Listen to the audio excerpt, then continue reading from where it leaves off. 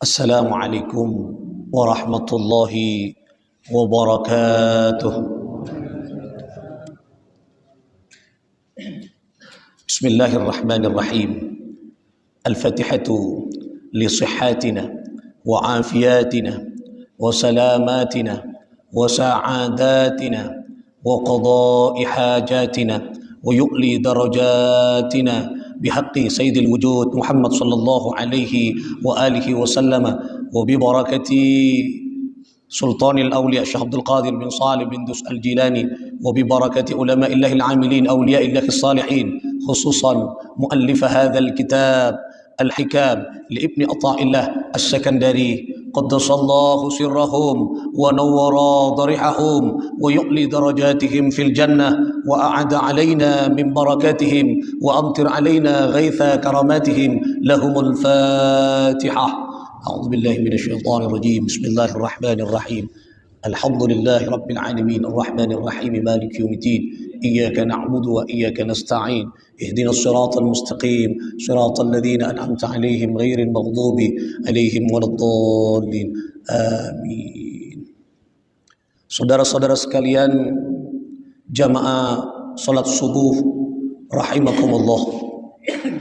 Alhamdulillah, kita panjatkan puji syukur kehadirat Allah Subhanahu wa taala. Pada pagi hari ini kita ditakdir oleh Allah untuk bersama-sama mengaji, mengkaji beberapa ilmu-ilmunya Allah yang termaktub di dalam mutiara-mutiara hikmah yang ditulis oleh Syekh Al-Imam Ahmad Ibnu Athaillah As-Sakandari, yang kumpulan itu diberi judul Kitab Al-Hikam. Dengan penuh harapan dan doa, mudah-mudahan ilmu yang kita pelajari, barakah dan manfaat bisa dan mampu kita terjemahkan di dalam kehidupan ini. Amin ya Allah ya Rabbal Alamin. Saudara-saudara tercinta rahimakumullah, sebelum masuk ke kitab ini, saya ingin menyampaikan satu kisah. Yang kisah ini dari hadis baginda Muhammad sallallahu alaihi wasallam. Suatu ketika baginda Nabi Muhammad sallallahu alaihi wasallam berjalan melewati satu tempat, di mana di dalam tempat tersebut, di tempat tersebut ada dua kelompok. Ada dua kelompok jamaah. Yang pertama, kelompok yang satu adalah kelompok zikir, ahli zikir, semuanya berzikir, tidak ada yang lainnya. Mulai dari awal sampai akhir diisi dengan zikir.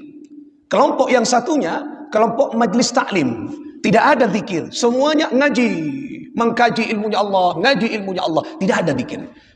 Tiba-tiba ada dua kelompok, sekak bisa terpilah. Yang satu kelompok zikir, majlis zikir, yang satunya adalah majlis ilmi, majlis taklim. Nah, singkat cerita, ketika Rasulullah SAW melewati dua kelompok tersebut, maka baginda Muhammad SAW berhenti, kemudian beliau duduk di majlis taklim atau majlis yang di dalamnya ada kajian dan kajian tentang ilmu-ilmunya Allah Subhanahu wa taala. Sembari duduk, baginda Muhammad SAW kemudian beliau bersabda, "Bu'iftu mu'alliman." Aku diutus oleh Allah untuk atau sebagai pengajar atau pendidik.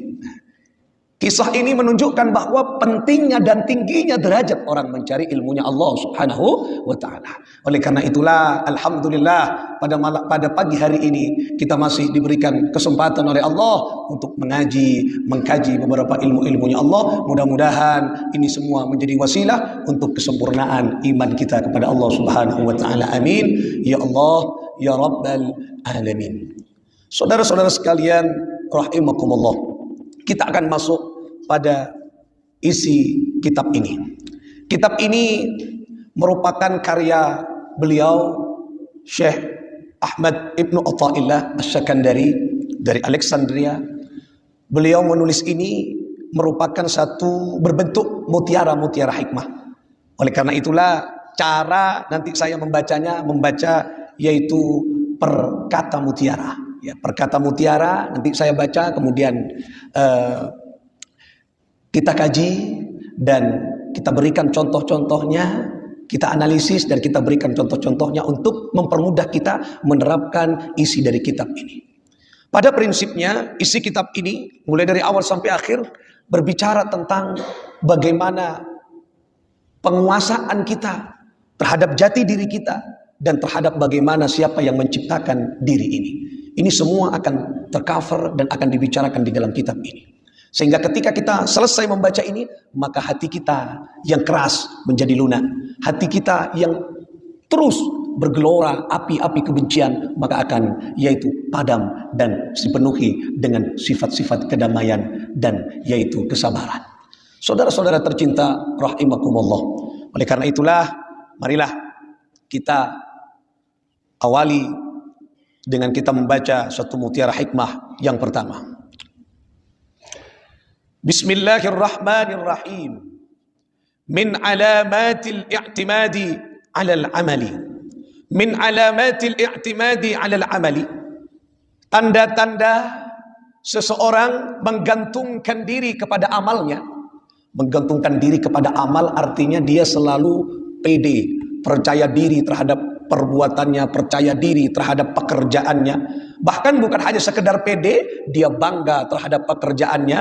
Bahkan bukan hanya sekedar bangga, dia pamer akan pekerjaan atau amal yang dia lakukan. Dan dia lupa siapa yang menggerakkan dia pada saat dia berbuat dan beramal.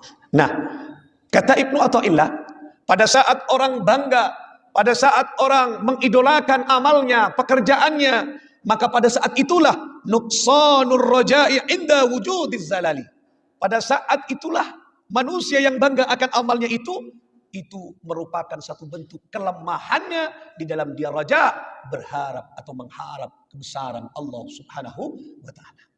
Artinya orang yang bangga terhadap pekerjaannya, dia secara tidak langsung lemah pengharapannya kepada Allah Subhanahu wa taala.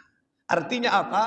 Ibnu Athaillah mengajak kula panjenengan untuk selalu ingat, di balik apa yang kita lakukan ada Allah, di balik apa yang kita hasilkan ada Allah. Ketika kula panjenengan saat ini memiliki pangkat dan jabatan itu bukan karya kita, bukan hasil kita, tapi semuanya hasil Allah Subhanahu wa taala. Ingatlah apa yang terjadi pada diri kita bukan murni kita, tapi semata-mata Allah Subhanahu wa taala. Ini yang sebenarnya ingin diingatkan dan ditegur sapa oleh yaitu Syekh Ibnu Athaillah di dalam kitab ini dan di dalam mutiara hikmah ini.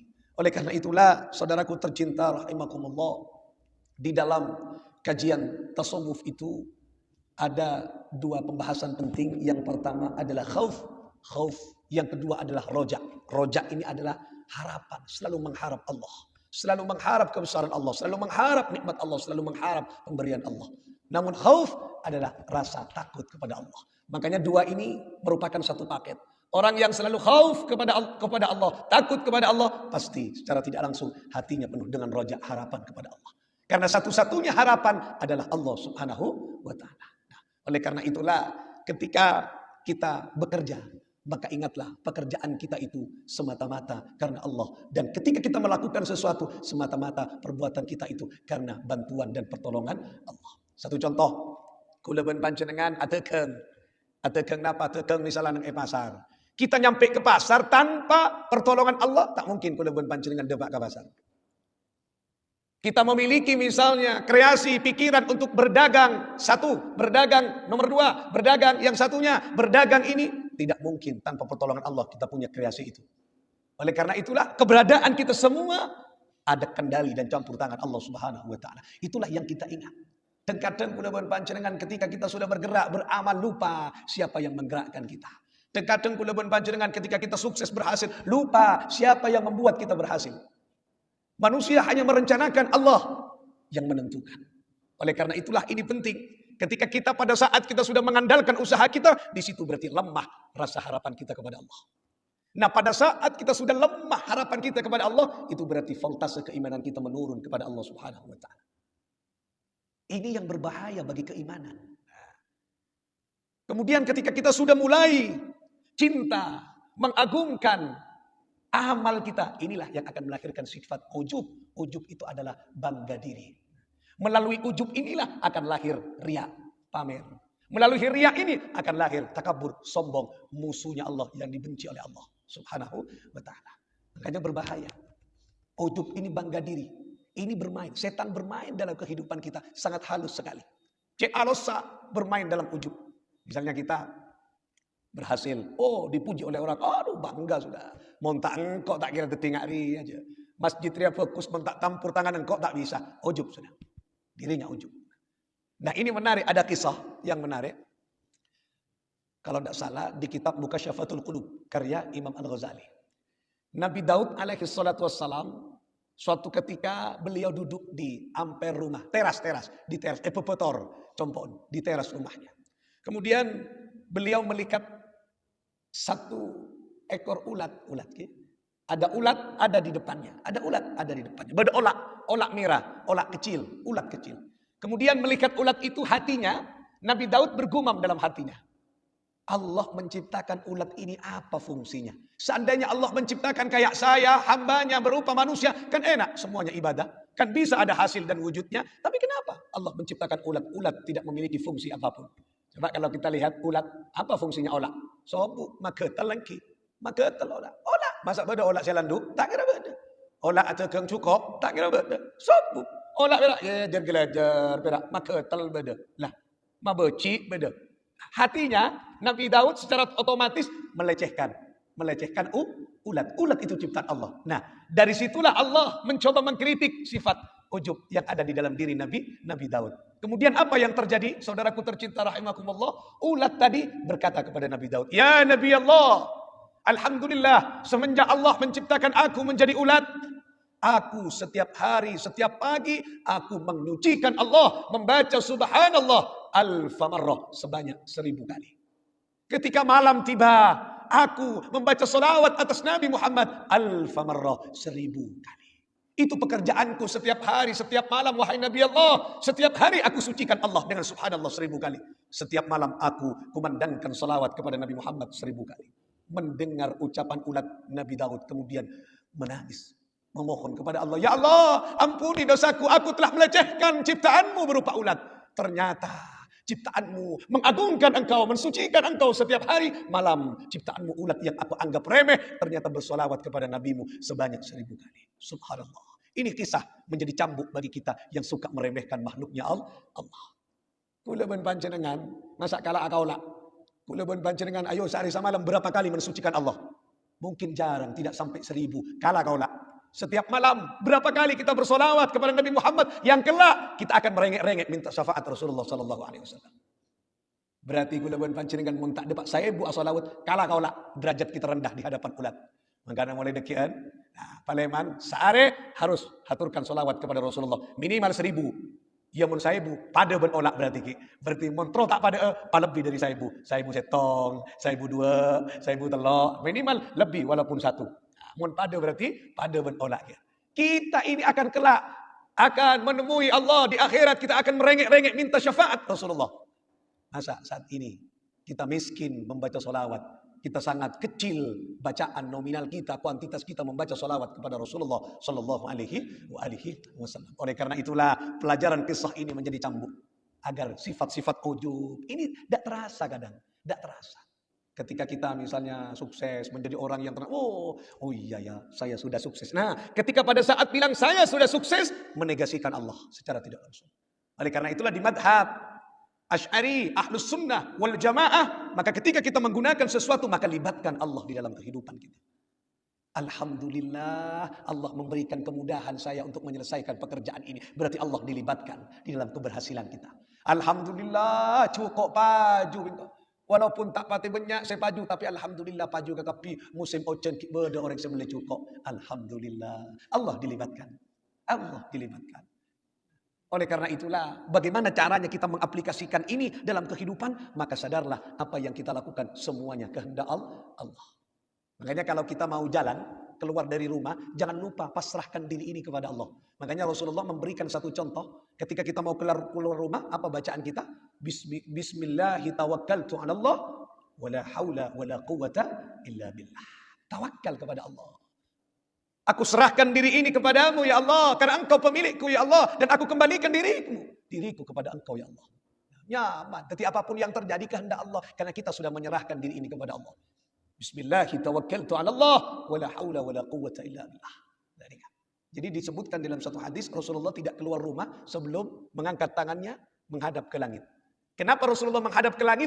Karena kiblatud doa as-sama. Kiblatnya orang berdoa adalah langit. Karena orang ini kak, andi kiblat kau tuh. Ada 3 kiblat. Yang pertama kiblatus sholah. Kiblatus sholah, kiblatnya sholat ini adalah Ka'bah yang ada di Mekah Al-Mukarramah. Kiblatus sholat. Kebetulan kalau di Indonesia arahnya ke arah barat. Makanya niatnya mustaqbilal kiblati. Namanya mustaqbilal kiblati, ya tidak harus sama. Yang penting mengarah kepada Ka'bah, ke Mekah yang ada di Mekah di Al-Mukarramah. Nah, tapi kalau kita nyampe nanti ke Mekah Al-Mukarramah, kita masuk Masjidil Haram, bukan lagi mustaqbilal kiblah, tapi ainul Ka'bah, kita melihat Ka'bah. Makanya kalau di sana sholatnya terserah kita sudah. Yang penting melihat Ka'bah. Mau ngadap ke utara, yang penting kita ada di selatan Ka'bah. Mau menghadap ke timur, sepenting kulebun panjenengan beureun Ka'bah. Mau melihat ke barat, sepenting ada di timurnya Ka'bah. Kenapa? Karena ainul Ka'bah. Tapi kalau nyampe di Indonesia, macam-macam. Mungkin pun pernah ke Mekah, ke haji, doa ke Indonesia, apa yang tebdak deja. Itu pakai siapa? Kata saya, kakak luput. Itu pakai mah, dek temor, ke Banongan. Nah, atau ke ama, atau ke barat. Karena kiblatnya kalau di Indonesia arahnya ke barat. Nah ini. Yang kedua kiblatud doa, kiblatnya doa as-sama, yaitu langit. Makanya kalau berdoa amin, kita ke atas. Bukan berarti Allah ada di atas, bukan kiblat. Ada kiblatnya sesuatu ini. Lah, kiblatnya doa as-sama. Makanya Rasulullah mengangkatkan kepalanya ke atas, mengangkatkan tangannya ke atas dan berdoa. Berdoa Rasulullah sallallahu alaihi wasallam. Nah, kemudian baru keluar dari rumahnya. Kemudian yang ketiga kiblat, yang ketiga adalah kiblati rajaina. Kiblat harapan kita. Nah, harapan kita. Allah sumbernya, pusatnya. Tapi kiblatnya siapa? Sayyidil wujud, baginda Muhammad sallallahu alaihi wasallam. Artinya, kiblatnya harapan permohonan kepada Allah harus melalui satu pintu. Siapa pintunya? Sayyidil wujud, baginda Muhammad sallallahu alaihi wasallam. Mau tak lewat Kanjeng Nabi, tak bisa. Kita keputus kompas arah. Makanya arah kehidupan, arah kebahagiaan harus lewat Sayyidil Wujud Muhammad sallallahu alaihi wasallam. Kau tu lewat Kanjeng Nabi, tak bisa tak lewat Kanjeng Nabi Muhammad sallallahu alaihi wasallam. Oleh karena itulah perbanyak kita membaca solawat kepada Rasulullah. Karena Rasulullah adalah pintu masuk untuk kita meraih ridho Allah Subhanahu wa taala. Ini Bapak Ibu sekalian rahimakumullah, itulah sifat ujub yang harus dibersihkan di dalam diri ini. Berarti sadarlah bahwa apa yang kita lakukan ini semuanya kehendak Allah Subhanahu wa taala. Oleh karena itu ini menarik menurut saya menyadarkan kita bahwa kita ini tidak bisa hidup dengan sendirinya, tidak bisa bergerak dengan sendirinya. Termasuk panjenengan mangken. Kulongku bisa ngaji bukan karena kita keinginan kita, bukan, tapi itu semua karena pertolongan Allah. Ada yang punya keinginan engkau lakukan ngaji tapi tak nyampe di masjid ini. Kadang beda, engkau ngaji ya, mari sopu, kemudian ibrik sakit berkusi Allah. Tak beda, sekarang ada di tempat ini untuk mengaji. Nah, itu semua tidak bisa kita prediksi hanya dengan kekuatan akal kita. Tapi itu semua bisa didekati dengan kekuatan kebesaran Allah Subhanahu wa ta'ala. Nah, oleh karena itulah apapun yang terjadi, inilah kehendak Allah Subhanahu wa ta'ala. Oleh karena itulah jangan mengukur, ini penting nih. Jangan mengukur sesuatu kita berdoa dengan ukuran kita. Ukurlah dengan ketentuan Allah. Ini penting. Kadangkala kita memohon kepada Allah ukurannya diri kita. Padahal belum tentu baik menurut Allah. Ketika kulubun panjenengan menginginkan misalnya teroka hajat setong. Saya ingin hajat A. Kemudian sudah berdoa. Kemudian apa yang terjadi? Tidak kabul. Si A ini tidak kabul. Kalau diukur dengan kita, maka kita akan menggerutu menyalahkan Allah. Oh berarti Allah tidak mendengar. Nah pada saat kita mengucapkan tidak mendengar Allah, disitulah keimanan kita sudah luntur. Allah maha mendengar. Nah ini penting ini. Penting. Makanya jangan ukur doa kita dengan keinginan kita. Ukurlah dengan kehendak Allah. Karena ada satu kisah yang menarik. Ada orang ayah dan anaknya bepergian. Ingin pulang kampung. Sudah pulang kampung. Karena ada acara di kampung itu. Tiba-tiba di kuda yang ditunggangi, naik jalan lambat, kuda yang ditunggangi, kemudian kakinya sakit dan lumpuh, tidak bisa berjalan seketika itu. Apa kata anaknya? Nikah berumah, nikah pak, nikah sekarang, kuda yang kita tunggangi ini sakit, ini jam berapa sekarang? Oh, tidak nutut ini, kita pulang kampung tidak nutut ini, ke acara ini tidak nutut ini. Gimana ini? Apa kata ayahnya? biarlah cong, peseper. Ini ada hikmahnya. Allah punya kehendak lain. Ternyata apa? Tidak lama kemudian si kuda itu bangun dengan sendirinya. Beres si kuda. Kemudian apa? Jalan. Tiba-tiba sebelum nyampe kampung itu ada asap. Oh, ada asap, kemudian ada asap. Apa itu yang terjadi? Tanya. Di kampung sebelah kebakaran. Nyampe di sana, ludes, rumahnya semuanya habis dan saudara-saudaranya semuanya mati karena korban, yaitu bencana kebakaran. Apa maksudnya tadi? Kisah tadi, Allah punya kehendak, dia menyelamatkan orang ini dengan lumpuhnya kuda tunggangannya. Sehingga tak lumpuh kuda tunggangannya, dia nyampe di kampung itu terbakar dan dia hangus, mati karena kobaran api. Lah, anika Allah nisr berarti. Makanya di balik musibah pasti ada hikmah. Allah berkehendak lain akan kita. Jadi kan ini penting. Oleh karena itulah tanamkan di dalam diri kita Allah bersama kita. Oleh karena itulah jangan takut lapar, jangan takut apapun saja karena semuanya ada Allah. Fafirru ilallah, pasrahkan semuanya kepada Allah Subhanahu wa taala. Inilah yang ditanamkan oleh Allah melalui Rasulullah, yang ditanamkan Rasulullah melalui para sahabat-sahabatnya, tabi'in, tabi'in, kemudian para ulama-ulama, yaitu tentang penguatan tauhid, kebesaran dan mengesahkan Allah di dalam diri kita.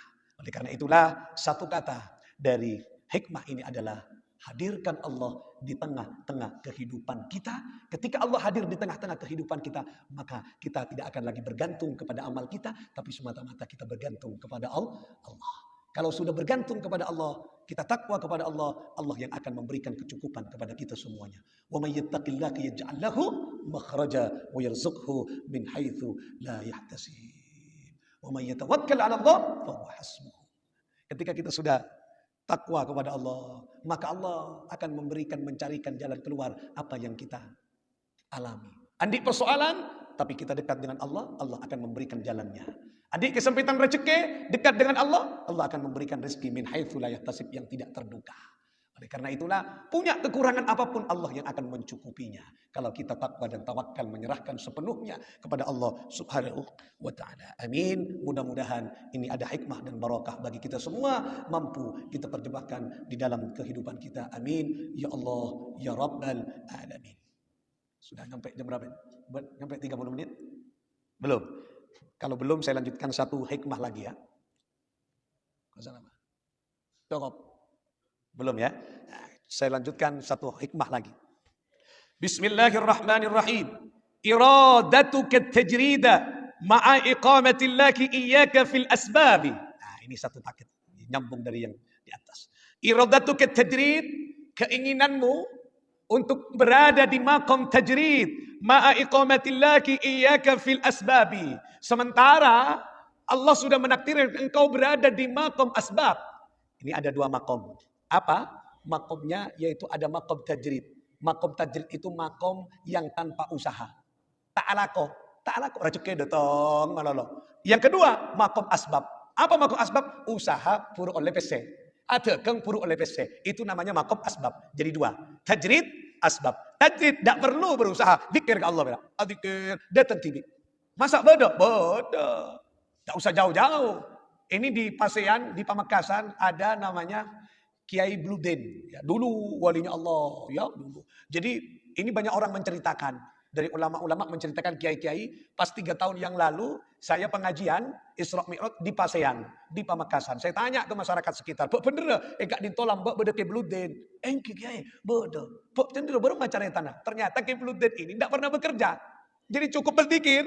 Neng compon. Ketika sudah habis berasnya, mak nyai matur ke kiai. Kiai, ada apa? Beras sudah habis, beras sobung kiai. Oh iyalah, dan tak dinto keluar ke rumahnya. Kemudian ngadep ke langit. Lah, Allah Ta'ala, beras tak ada pun lah.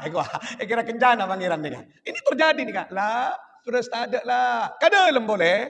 Tidak lama kemudian ada orang terkarungan keras. Ini kiblutin. Makom tajrid, mon kuda ben panjenengan, benih kiblutin, macam-macam. Bini nak minta beras entek kelu, antara ke lapangan, tak kira ke. Bukan makom tajrid. Nah, kalau makomnya bukan makom tajrid, makomnya makom asbab, sudah makom asbab. Kita alanduk kelu buru oleh PC, atau kang kelu buru oleh PC, itu makom asbab. Ketika memaksakan diri, kata Ibnu Athaillah, makomnya bukan makom tajrid, kemudian dia ingin menjadi makom tajrid, minasyahwatil khafiyah, itu bagian dari hawa nafsu yang sangat halus, sekali. Nafsu kan kawan. Nah, maksudnya terus ala kuah. Makom asbab pakun ki. Tapi kan bisa pakai zikir, bisa. Kalau istiqomah bisa, itu nanti bisa makom tajrid, tapi jangan dipaksakan. Misalnya panjenengan pakun alako yang berdewirit. Wirid apa? Membaca misalnya hasbunallah wa ni'mal wakil. Ini sekalian saya kasih ijazah. Di kamalan cara cekeh. Panjenengan alako tak pate cakang. Lakona tak pate alako kia karena makom asbab. Alako kia king tak pate cakang tapi terobohnya hasilnya maca nika. Hasbunallah wa ni'mal wakil. Tapi caranya ada riadohnya. Ada riadohnya selama 17 hari. Setiap harinya dibaca 7.000 kali. 7.000 kali itu paling enggak kalau dibaca 2 jam 3 jam selesai. Mun tak baca tak 3 tahun tak mare. Tak mare. Hasbunallah ni'mal wakil, hasbunallah ni'mal wakil, hasbunallah ni'mal wakil. 3 jam. Kalau dicicil boleh. Pagi 1.000 siang 1.000 dicicil oleh. Bo ganggu nekuk tasbih setiap hari. Hasbunallah ni'mal wakil. Enggak usah dilanjutkan. Hasbunallah ni'mal wakil, hasbunallah ni'mal wakil, hasbunallah ni'mal wakil. Saya sudah ngamalkan selama 17 hari. Setelah 17 hari santai sudah baca hasbunallah 450 kali. Rasakan. Akan berbeda dengan yang sebelumnya. Rasakan, silakan dicoba. Ajastukum, saya ijazahkan ke panjenengan setelah nikah. Amalan nikah. Hasbunallah wa ni'mal wakil. 7.000 riadohnya sebanyak atau selama 17 hari. Nah, coba diamalkan. Lancar rezekinya. Alako fakun. Cuman dia akan memperlancar melalui pekerjaan. Benih pasta alako. Polana makomnya makom asbab, bukan makom tajrid. Nah, kalau makom tajrid sudah lain, sudah tak usah alako. Ada kisah Ba'dus Solihin. Ini kerjanya di rumah tasbih, poter berak tasbih. Allah. Poter. Allah. Biar mau ngamalakin Allah mau 5.000 setiap hari. Allah. Untuk melancar rezeki ya. Allah. Pas tambahi la ilaha illallah sebanyak 1.000 kali. La ilaha illallah, 1.000 kali. Kini kau wirid kan melancar rezeki ya. Allah. Nah, si Ba'dus Solihin, orang laki-laki yang soleh itu, kerjanya, jangan berak mau tertasbih. Allah. Katanya istrinya, ngotak istrinya, kasih laki, mas, apa, mak mulai beeri, ya besoki berak tasbih, poter malolo, takar lenyi, papa jangan na. Cenuan na le, ala kwa, papa ada buat malao, madajo matemo, raru ala ko, buat berak tasbih malolo, kan beenakan kan le. Iyo bon polana ngakan engkau kan terongan kuya sening koning kia gua ada tempat kamu bini bekrewel ya si terongan kuya emas wajan tanang nggak sambil ngaria kasih laki. Nah, orang yang soleh tidak dilayani sehingga tidak menjadi perdebatan di dalam keluarga. Ampun, dianggap setel kopok, anggap radio rosak pun. Nah, apa yang terjadi? Besok harinya pamit ke istrinya, wahai istriku, assalamualaikum, waalaikumsalam. Kak mak bengrebeng. Kita nek berdekaan, mak bengrebeng dek macak soro alako. Mau nggak kini kagak awat kemudian laki-laki sejati. Engkimon ngiring mon ala kuah. Jalan laki-laki tadi kemudian agak jauh. Kira-kira kapan narokan. Mon kabung kau tak pati jauh dan karena sembek sama. Panci narokan bek jauh. Dapat ke narokan tak nyari kalakuan, nyari bukaan lah benga masjid. Dapat gadisa duha, masuk boleh bajang duha, tasbih poter boleh. Allah. Kira-kira semua orang Paleman kerja, jam berapa kira-kira pulang kerja? Angkep kol telok pelempak pun. Mulai dia, terima kasih, enggak sih, somakaso kira. Nah, waalaikumsalam, salaman. Magajina mas. Ya, saya tanya aki gaji ada bersama ini. Jawabannya tepat ada le, bukan harian tapi mingguan. Sitaan saya laki. Padahal tak ada tak lakukan. Nah, singkat cerita nyampe 1 minggu, amit ke pekerjaannya. Ini Ba'dus Solihin di dalam kitab terjadi fakta nih kak. Benih hayalan nih kak, benih FTV nih kak. Ini ke benih sinetron kenyataan. Singkat cerita 1 minggu kemudian pamit lagi kerja. Pamit ala kau boleh. Nggak setengah hari, duhur, tiba-tiba ada tamu. Assalamualaikum, waalaikumsalam. Benar, di sini rumahnya si Fulan. Iya benar. Sampean siapa? Saya istrinya. Suaminya mana? Kerja tadi pagi sudah. Mari sarapan tacin palapa, jalan bas. Kira-kira namun makin kan jaga tacin palapa. Lagi, utawa nasi pecel. Nah, mari sarapan, jalan bas. Sampean dari mana? Saya dari utusan majikan tuannya, suaminya panjenengan tempat dia bekerja. Terus apa kepentingannya ini? Saya bawa ini hasil pekerjaannya, gajinya, bisyarahnya selama 1 minggu. Sakaresek. Sebini pun ngabus sakaresek pun misem tak ning tidak. Padahal tak tahu esensi apa. Mi tempat bom. Lah, singkat cerita, kemudian apa yang terjadi? Ampun, sudah. Pulang suaminya. Oh, Assalamualaikum. Waalaikumsalam. Kak, kanja. Cepat masuk. Apa mak senang mbak dia? Nikah kelok, pancu dengan kira-kira duhur ada tamu. Apa Can? Tamu dari dimana? Dari majikan nampian, abri gajinya selama 1 minggu. Can saya laki. Majikan sedimma. Yang benar, engkau ntar ke masjid pera. Ada majikan sedimma, gaji sedimma. Apa Can le? Bah nikah, sekarang resek. Bah mata tengku apa? Punten, cangkolang abtinasi. Gayana. Padahal ke rumah ada ning tidak mulai gila. Bu ibu kan cet gayana rasi. Cangkolang dia. Jangan lah, tak usah cangkolang dia. Silakan. Saya izinkan kau buka ini. Buka. Apa yang terjadi? Peseong kuan, Bu. Peseong kuan. Saya nggak mungkin ke obengnya atosan merah. Pak Karno rasi. Oh nih kasih merah. Jangan taporop ben poluan ebu. Nah, 100 ribu. Kemudian banyak satu kresek. Apa yang terjadi? Suaminya ketika melihat isi kantong kresek tadi uang semuanya menangis. Bukan tertawa. Nangis. Tak kerjat saya bini. Apa mas? Pola tersing menyinggung pancenengan. Kenapa saborana? Apa pancenengan kok menangis? Apa jawaban suaminya? Aku menangis. Aku takut apa yang aku lakukan selama ini hanya dibalas oleh Allah. Yaitu sekantong kresek ini. Aku nanti di akhirat menjadi orang yang miskin tanpa pahala. Maksudnya apa? Macet tengkina bian kini kan. Kuda tak ngerti kini kan bian. Bian sering ngaji hikam dengan Masjid Al-Mukhtar guys. Macet tengkina kini kan. Napa maksudnya? Coba. Saporana ya le. Mohon maaf le. Apa kak? Engkau sangkuna penari amit alako tak alako. Wah, ntar kagak amam bian. Nah, saya nggak mendua bian ya. Wah, ntar kagak amam. Engkau iyo nyare bukaan lah benga masjid mau tertasbih boleh. Karena mau tertasbih bengko sarangap ben mak lampir. Mak lampir sih nyarang.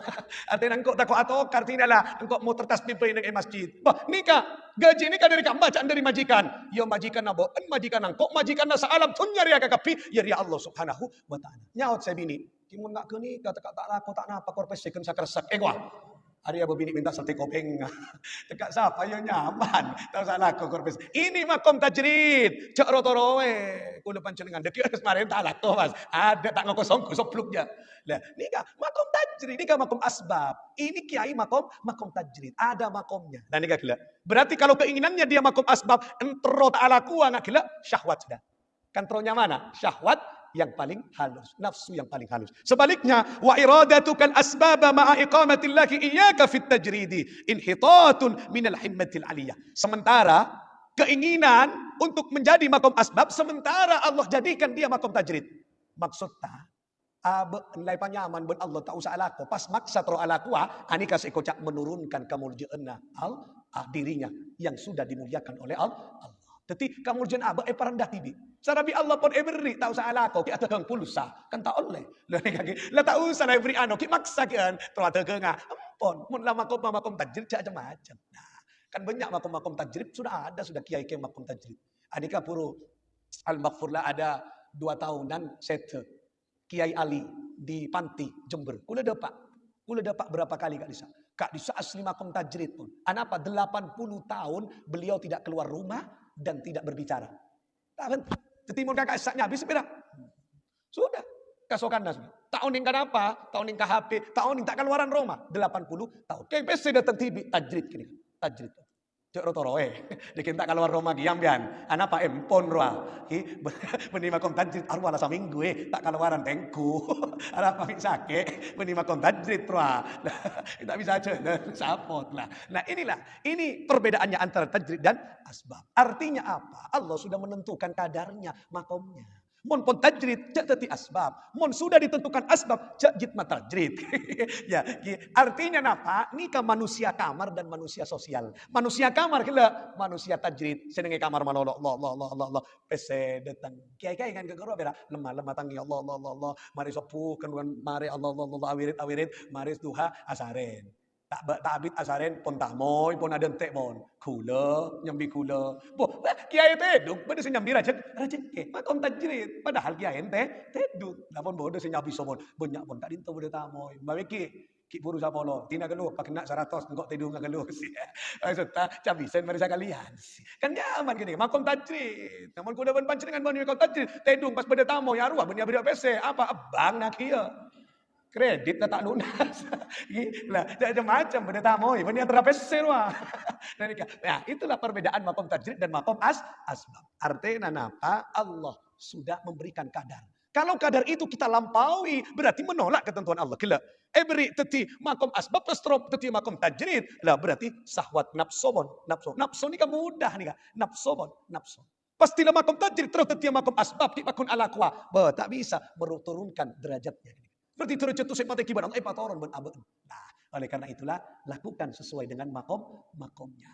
Saya bisa ngukur saya pula benempian tibi saya ngukur. Engkau masuk ke tajrid apakah asbab? Nah, dekian ukur tibi bukan dijompok. Nah, mau tajrid kita usah keluaran Roma lah.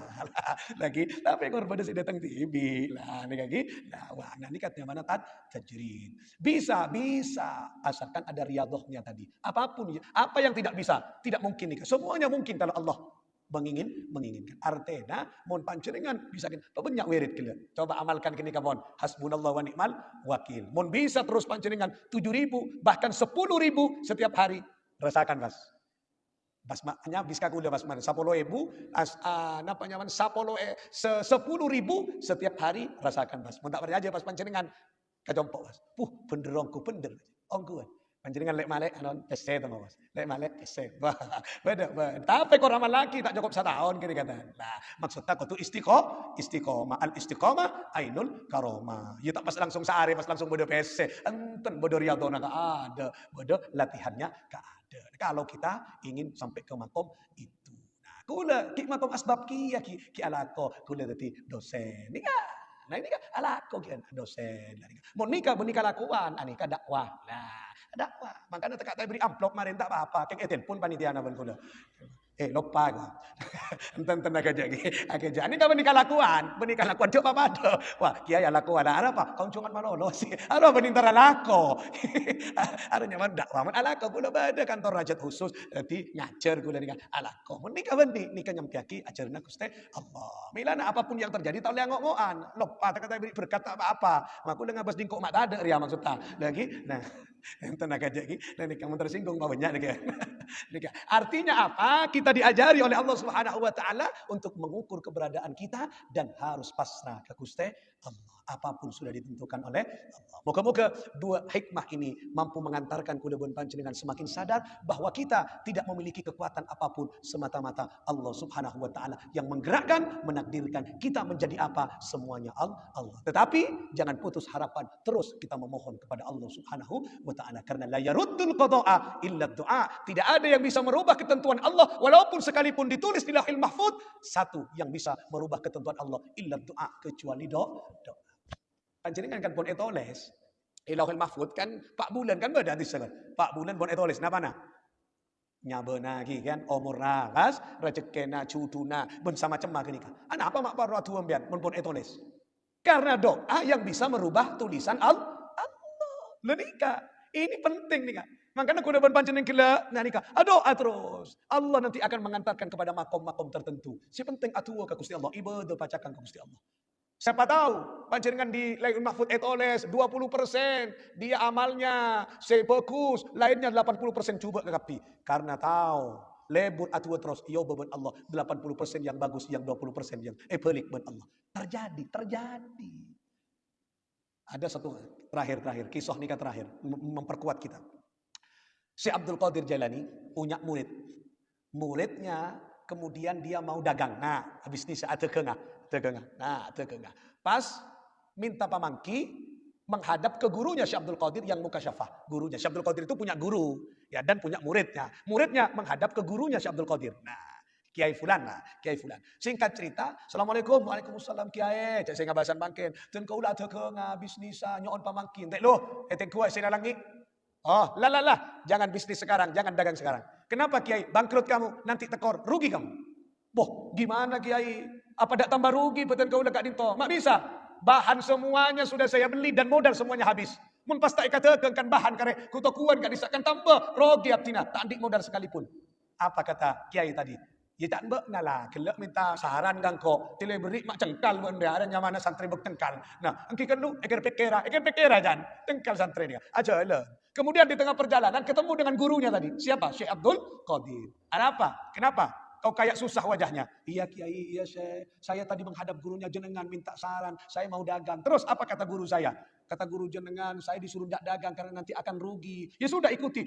Kalau saya tidak dagang tambah rugi karena modal habis dibelikan, bahan sudah semuanya, bahan sudah terbeli semuanya. Kamu tetap ingin jalan? Iya Kiai, sana jalan. Gimana kalau pas ongkuan, tepukan nagilan, pas rogi ongkuan tengkoda. Saya rasa nakunga. Apa kata saya? Ini kan guru sedapa. Kalau kamu menganggap aku gurumu, silakan kau jalan. Aku yang akan bertanggung jawab. Ampun, singkat cerita, jalan muridnya tadi, dagang. Walhasil, dagangannya ludes, habis semuanya, laris manis. Bukan tekor, tapi untung 3 kali lipat. Pas 3 kali lipat, untung nggak mas. Ampun, senang. Bangga. Pesene sabuk. Sabuk kama? Sabuk ke atas lah. Makin kan gaya, musim atas kan? Sia. Ke pasar nekuk tas mah. Pesen 20.000 berak. Tas aja sih. Kan gaya makin. Ke sabuk, nekuk tas. HP yang telokan. Kita ada paketan berpulsana. Ada pulsana sekali. Telokan HP nah. Kan gaya makin. Angkep sabuk dengan tas. Ampun punya. Pas tedung kaso cari apa tempat tidur. Ampun tidur. Di tengah tidur orang tadi yang bawa uang setas gelap, mimpi. Di mimpinya tadi uang yang 1 tas tadi ludes habis rampok ben perampok. Joko, alhamdulillah. Tadi hanya mimpi. Mulia kok takut menjadi kenyataan. Di tengah perjalanan ketemu dengan kiai, sena pegela, sena langit gela. Beremah cong? Ya. Tak titis mbianten ai kiai Joko. Nah, tak titis mbianten, tak titis meremah. Bocaan tekon, PC setas. Nah, misem saya gila. Tanya aki tak kurun. Engkau ketika tadi melihat isinya Lauhil Mahfuz, kau akan bangkrut karena kau akan dicuri, dirampok hasilnya nanti. Tapi karena barokah gurumu Syekh Abdul Qadir berdoa kepada Allah 60 kali berdoa kepada Allah, maka dirubah oleh Allah. Yang awalnya kau dirampok di alam nyata karena barokah doa gurumu, kau dirampok di alam mimpi. Benturu kan mimpi rampok kan? Mauning biang amburaban, nak meragukan engkau ya kan? Orang kipar kajong biar oning ngongku kan ya, serta kau enggak santri ya. Maka nampian montar ka kiai beri amalan, tak oleh calian amalan. Kadang tar ka kiai pas tak tembus, lajen tar ka kiai apa? Tak titis je. Kira-kira cobaan. Sedak titis meniki kiai na empian atu tak pati titis. Maka montar ka kiai pas sepon. Apa yang beri pun amal laki. Urusan terima tak terima, cak nak Gusti Allah. Tak boleh cuba ke lain. Oleh karena itulah, marilah kita memohon kepada Allah Subhanahu wa taala agar hati kita diberikan kekuatan untuk selalu menghadirkan Allah di tengah-tengah kehidupan kita. Moga-moga napa seteti hajat-hajat kita barokana ngaji, moga-moga tengah hajat sareng Allah Subhanahu wa taala, moga-moga kita setuju tak apa pusana ngaji ilmu Allah hingga akhir hayat.